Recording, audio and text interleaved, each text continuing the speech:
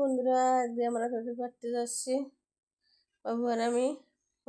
আজ 2-3 দিন ধরে অনেকটা জ্বর, কিছু খেতে ইচ্ছা করছে না। তো গাছে একটা পেঁপে পেকেছিল, তো বাবুকে বলছি মা আমি পেড়ে দেবো। তো আমরা আসলাম পেঁপে পাড়তে। দেখেন পেঁপে গাছের তলে কিন্তু অনেক কচু শাক গাছ, অনেক রকমের গাছ আছে।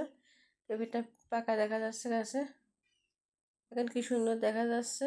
আর এই গাছের পেঁপেগুলো কিন্তু খুব একটা বড় হয় না, ছোট ছোট হয়, কিন্তু খেতে খুব স্বাদ হয় এই পেঁপেগুলো। আর পেঁপেগুলো খুব মিষ্টি।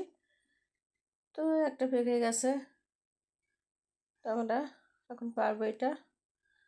বাবু পারবে অবশ্য, দেখেন পারছে।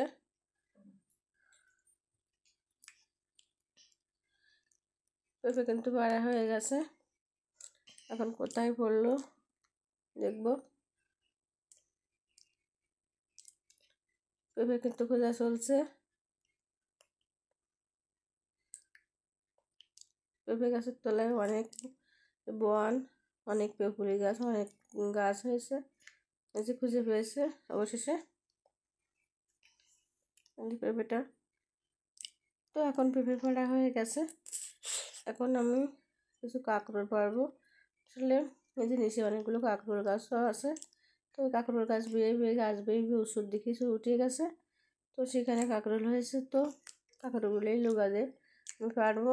তো দেখেন দুটো কাঁকরোল কিন্তু আমার পাড়া হয়ে গেছে। তো কাঁকরোল গাছের ডগা টগা সব ছিঁড়ে চলে আসছে, কারণ উঁচু থেকে এভাবে ছাড়া পাড়া সম্ভব হয় না। লগার দিয়ে পাড়তে গেলে তো ডগা টগা ছিঁড়ে যাবেই। তো দেখেন কাঁকরোল দুটো কিন্তু বেশ বড়। আর শুনে তো বোঝাই যাচ্ছে শরীর কিন্তু খুবই খারাপ, গলাতে কিন্তু কথা বেরোচ্ছে না। যাক আপনারা বুঝলেই হবে। তো ভালো থাকবেন সব।